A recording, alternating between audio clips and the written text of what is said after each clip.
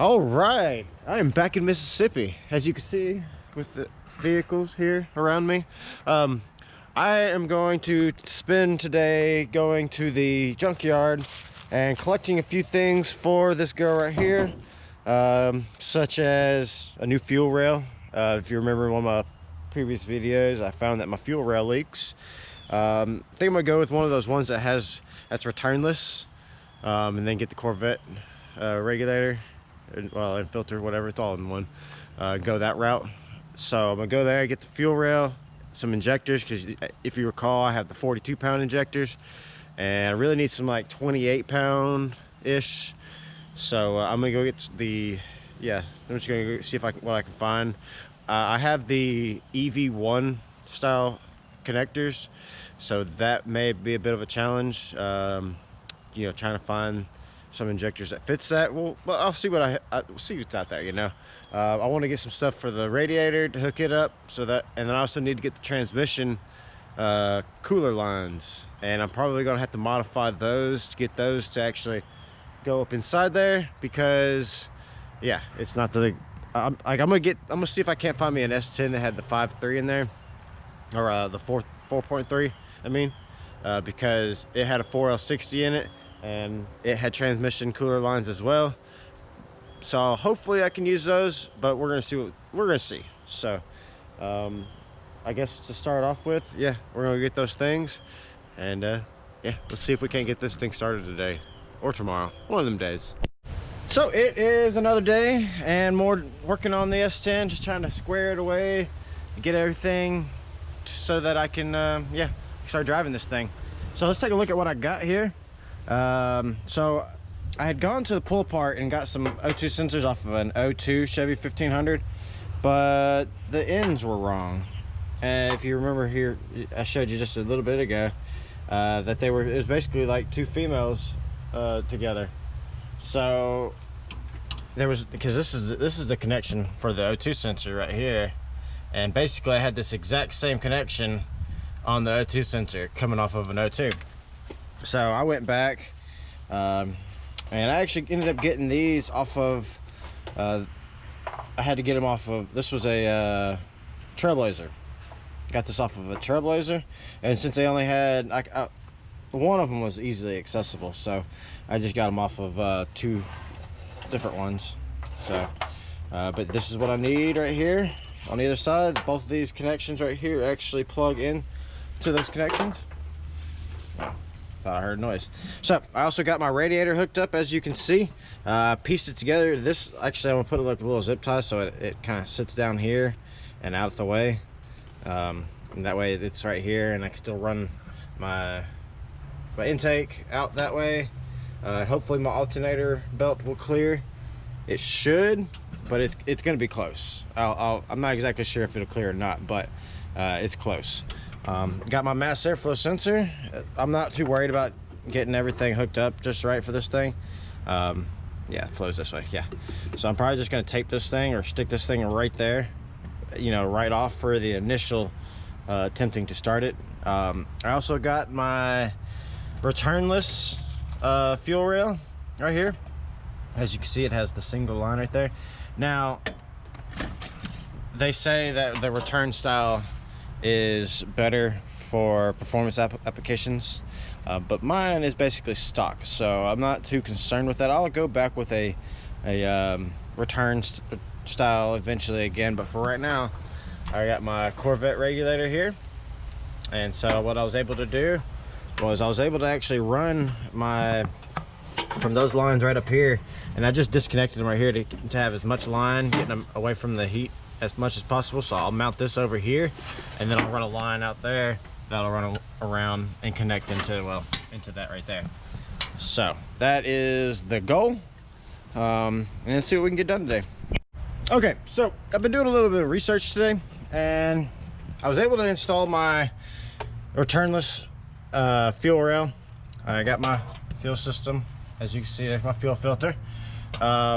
So what I can actually do is, because I actually have my injector data for these injectors, what I'm actually going to do is I'm actually going to go in and try and adjust these you know, in HPtuners, see if I can, you know, put in the injector data, see if it'll run fine with these injectors, because when I put these in, I never did convert the tune over to the 42-pound injectors. They're still basically thinking that I have 28-pound injectors in there. So what I'm gonna do is I'm gonna pull the, it's easier for me to take the computer out and take it inside and actually do all this inside, because I have that bench testing harness and whatnot.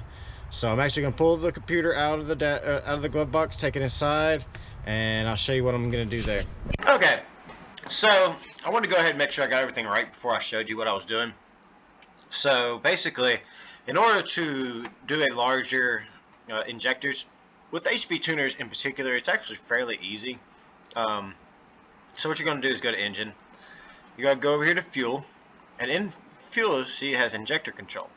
So now, when you're doing this, you're going to want to have all of your, you know, your injector data. So make sure you have that, because it's going to provide you with every. Now, you're going to probably want to go to the website. That way, you can go to the website, you can copy it, and you can come over here and paste it. So what I did was, you know, I got info right here. Well, let's go to, let's see, I'm on flow. So I got my flow right here.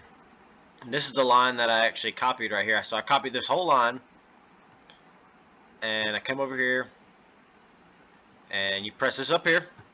And once you come up here, then you can right click, you can paste. So that pastes all the way across, and then you can just exit out of here. Now, one thing I want to say is, if you're doing this, make sure you saved an untainted version. That way you always have something that you can always go back to, because you always want to have that, just in case. So the next thing I did was minimum injector pulse. So like I said, I came over here. Let's see, there we go, and I copied the well, I didn't really have to copy anything because it's all one number. It was 0.725. So basically all I did was come over here, I highlighted everything, I typed in 0.725, and then I hit it into here. Now it rounded it up to 729. That's just, it's gonna do that, so don't worry about that. Then let's move on. So the next thing I did after that was offset. So that's a big one. It can be kind of, you know, intimidating, but worry not though, because people have already done all the information that you need.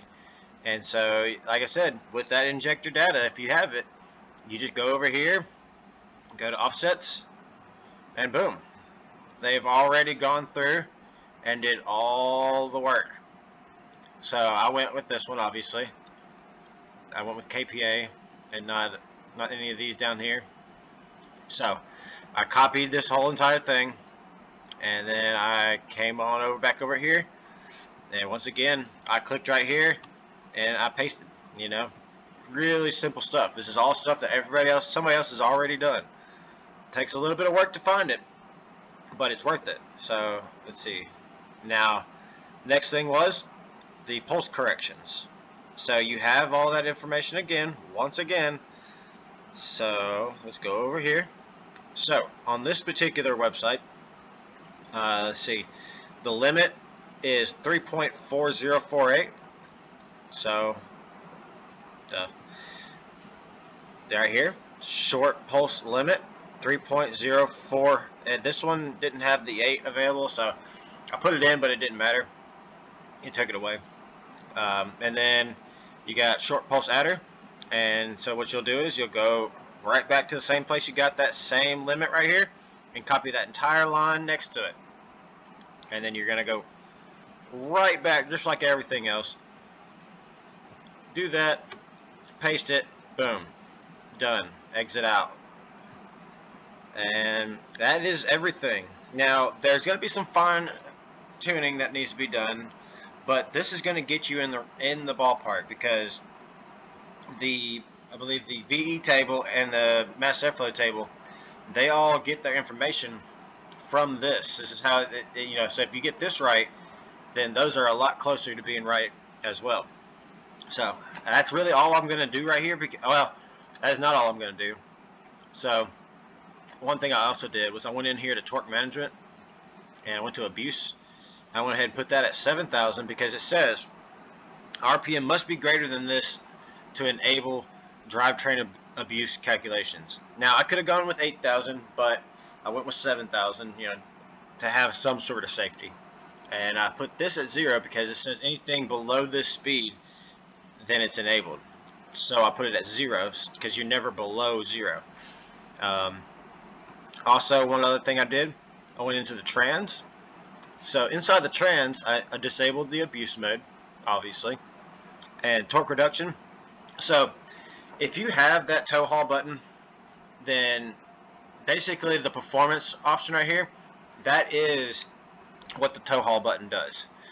So if you don't have it though, you can go over here, go to performance, click on this, and then copy it, leave out of here, go to normal, click on this, and paste it.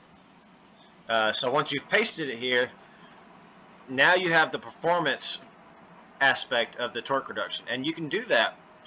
You can go over here to general. I'm sorry, not general, not even manual, but shift. Nope, not even shift. There we go. So you can actually go into here, and everyone that has performance, you can copy the performance and put it into the normal, just like everything else, like we just did. You go over here, you hit this right here, you copy it, you take it over to normal, you click right here, and you paste. So it's really easy. Now this is only if you do not have the tow haul button. That is all that this is for. If you have that, you really don't have to worry about it. I mean, you can, if you have a different shift like tune or whatever, I mean, you can go in here and set the normal to performance and then have a different one on performance. I mean, that's an option, but I can't get into that because I don't have that button, and I'm not going to have that button. But you can also do it with all of these. See, you have a performance here. I did it here with that one. As you can see, you can tell by the ones that you've messed with based on the fact that they're red. I didn't do anything in shift pressures. I did do performance onto the normal with the shift time as well, and I believe that's all I actually dealt with. Yeah, I didn't do anything in there. So, and we already went to torque management and disabled that. So, and once you disable it, you don't really have to deal with any of these because you've disabled it. So really, I just want to show you all that one little thing, and yeah.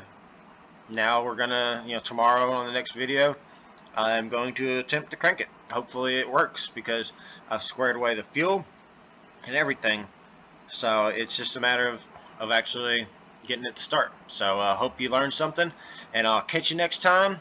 Sorry it sounded like there was something in my mouth, because there was a Jolly Rancher. And catch you next time. Later.